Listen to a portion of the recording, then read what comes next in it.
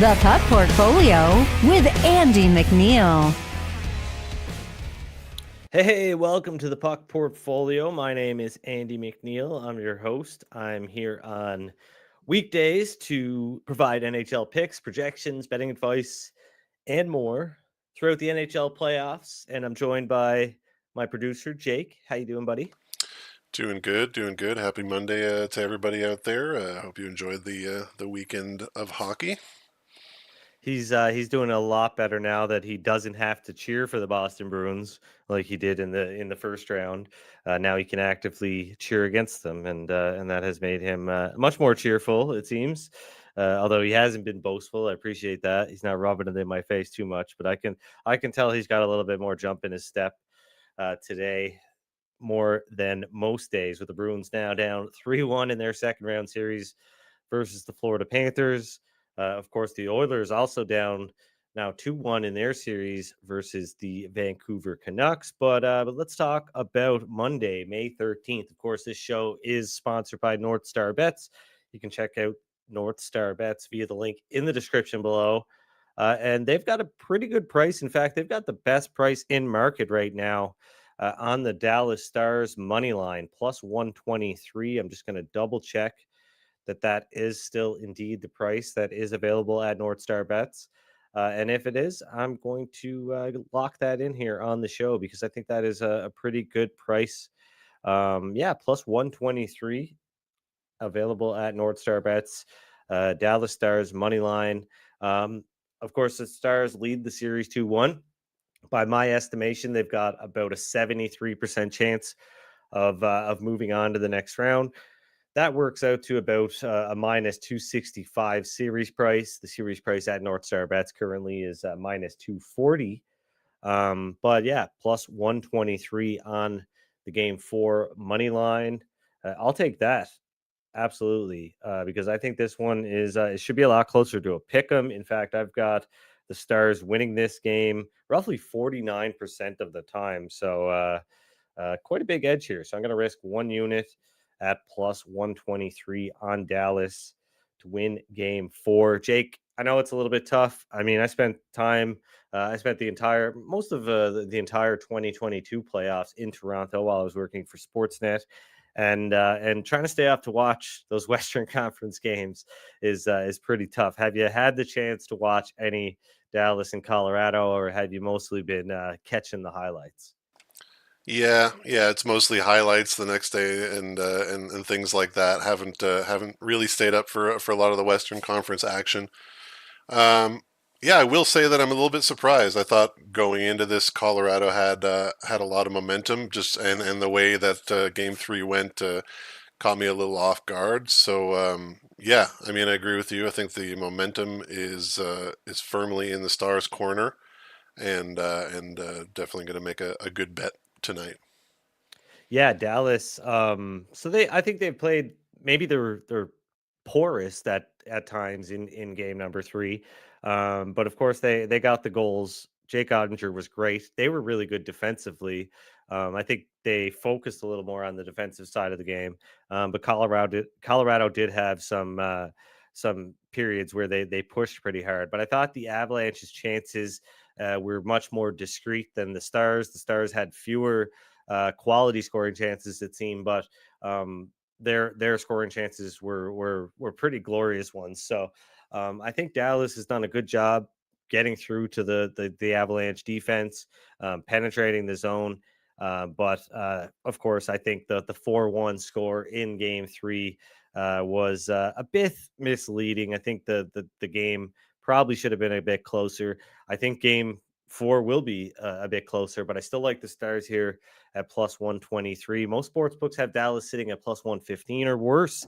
So that makes NorthStar Bets the best place to bet the Stars money line in Game 4. And I know a lot of people are probably interested in taking the Stars, so that is some good advice. But moving on to the next game, the earlier game on Monday, we've got the Hurricanes. They are facing elimination once again. Of course, they won by a score of 4-3 in game number 4. They avoided the sweep, but New York, they lead the series 3-1. They've got about an 86% chance of moving on to the Eastern Conference Final by my estimation.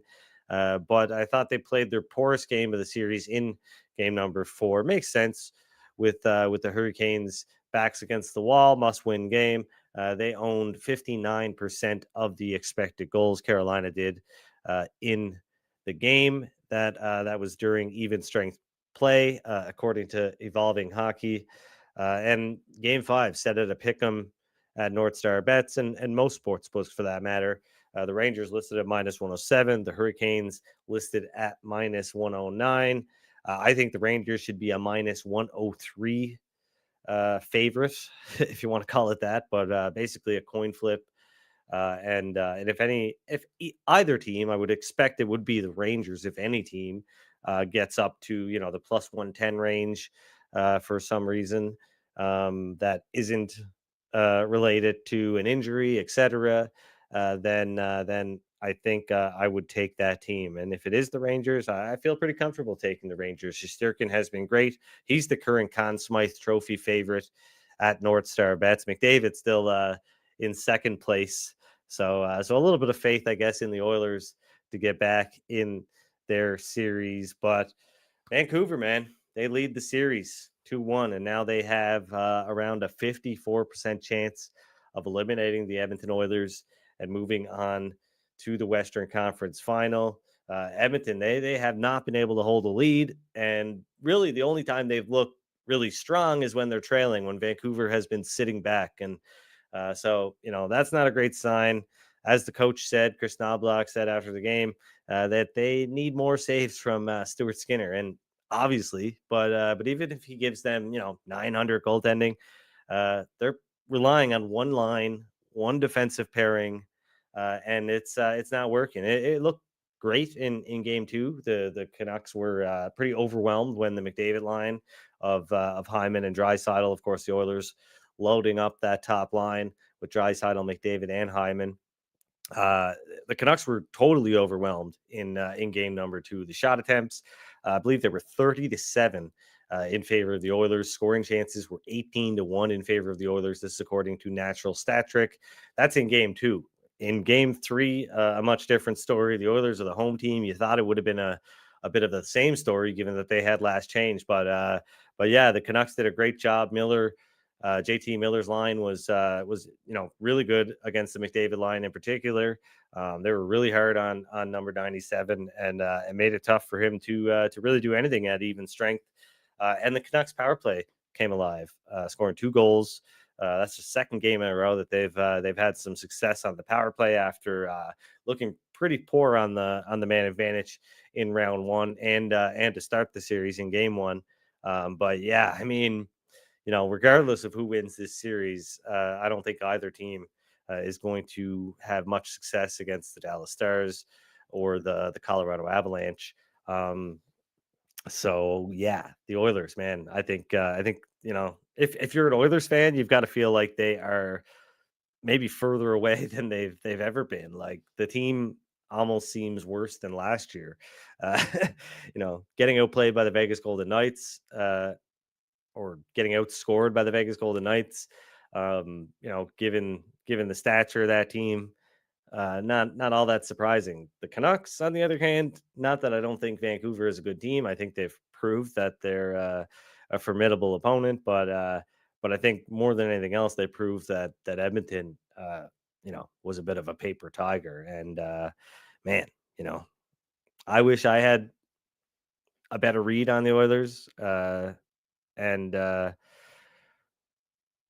think that if you are somebody who watched this team for 82 games, I did not watch the Oilers, although I do live here. I'm watching a lot of hockey, so I'm not watching Edmonton every night. But if you watch the Oilers for 82 games a year and you came away with the thought that they were bona fide Stanley Cup contender, I don't know, man. I feel like there's some pretty big holes on this team, and they're showing up quick. But yeah, need more from their depth, obviously. But they got some depth scoring in game number 3, and didn't get enough scoring from the top of their lineup. I don't know. I don't want to put out some hot takes here, but I think McDavid. He is best player in the world, I guess. But Jake, I mean, what was he had 2 goals in the playoffs so far? You know, at some point, like you need to score some goals. You can't just be a setup man all the time. I know that he took a step back in the goal scoring department this year, um, but yeah, need goals, man. Need goals. I don't know. How do you feel about that, Jake? Yeah, I Big mean, fan. we're seeing a guy like Brock Besser who's there, just to score goals, sort of take control of both series. He orchestrated that great comeback against Nashville in the first round, and then of course, in the previous game against the Oilers, uh, sort of supercharged Vancouver into a really early first period lead. And that's the kind of thing you expect from Leon Draisaitl, and then maybe to a lesser extent, but similar extent, Connor McDavid, and yeah, they're just not getting it. Not to make everything about Toronto again, but like I was talking to you earlier, before the show. There's a lot of similarities in this Oilers team and the Toronto team. I think Stuart Skinner is kind of getting piled on right now, and I think they're sort of shying away from blaming the guys that really deserve the blame. A team like that's that stacked with that good of a power play really should only need league average goaltending. Stuart Yeah, Skinner shouldn't have to be a superhero. And it's kind of similar to the excuses that are made in Toronto of they never have a world class goaltender from year to year. I think both those teams, in how stacked they are in their first few lines, really should just need an average goaltender, and the sky's the limit after that. yeah. So McDavid, just going to touch on him a little bit more here. He's got 23 shots in 8 games so far in the postseason. He's got an 8.7% shooting percentage. That's basically, cut in half. He had a 15.7% shooting percentage in the playoffs last year. He played 12 games. He scored 8 goals on 51 shots. So he's only played 4 fewer games. He's not shooting the puck nearly as much. And he's not scoring as much. And I mean, there's even been an even bigger drop off in 2021, 2022, when the Oilers went to the Western Conference Final. He played 16 games. He scored 10 goals. And his shooting percentage was 16.4, 61 shots in those 16 games. So yeah, I mean, there's not quite enough from McDavid in the goal scoring department, and I think he needs to focus a little bit more on getting them himself. And I know it's tough. I'm not saying it's not tough to be the guy, but this is where the best player in the world is supposed to step up, right, and make something happen. And yeah, he has. Hopefully, he'll hear me call him out and make a change. I'm sure that it'll work. But anyways, I think the over 6.5 goals, even money. If you shop around here, you can get over 6.5 at even money, and I think that is a good play. So I'm going to lock that in for a half unit. I played that in game number 3, and I'm going to play that in game number 4. One more game at least, it seems like, until Thatcher Demko could potentially return. So should be the same lineup, same goaltenders in game number 4. So yeah, locking over 6.5 goals in at even money. You're going to do that right now. And yeah, hope for a high scoring first period once again. But yeah, one final, I guess we have to touch on this. Game 5, the Boston Bruins and the Florida Panthers goes on Tuesday. The Bruins, a big where are they right now? Plus 175 at NorthStar Bets. I'm seeing that they are at least up to plus 190 at one sportsbook right now. So that is, a line you're going to see if it's confirmed that Marchand is out. Of course, he left in the latter part of game 3, did not play in game 4. Boston jumped out to a 2-0 lead in the first, or was it the first period? Second period, I think. A little mixed up here. And yeah, they lost the game 3-2. Bit of controversy at the end, a failed goaltending interference challenge. I'm not going to complain about that. I mean, I don't think it really would have made a difference in the grand scheme of things. Didn't have any action on game number 4. I did bet on the Bruins in 2 other games in this series. I think at this point, with these numbers climbing up to the plus 190 point, if Marchand is in for game number 5, hell, I'd probably take a stab on the Bruins at that price just because, you know, I think from a betting perspective, that would be the play. But then again, it kind of would feel like, banging your head against the wall over and over again and being like, why does this hurt? I don't know if I want to do that. I might just sit that one out altogether. I've got to play it on the Dallas Stars at plus 123. That's a 1-unit play. I've got a play on the Vancouver and Edmonton game, number 4, to go over 6.5 goals at even money. That is a half-unit play. And yeah, Florida minus 205 favorite for game 5. Boston listed as a plus 175. Bruins are nothing, but probably nothing for me. That's just the Bruins fan in me speaking out. But yeah, Boston, they look dead in the water. They're down to 1-star forward if Marchand can't play, and doesn't look good. Doesn't look good. Don't know what's going to happen with the goaltending situation. I guess they could turn to Linus Ullmark and see if that has a positive impact on the team, but just not enough shots. Some good chances. I will say that. One thing Boston did well in game number 4 was they were gaining the zone with speed with one pass, and making the Panthers defense look pretty pedestrian as far as their ability to, defend zone entries and whatnot. So I thought there was some good things for sure that they were doing, just not enough volume.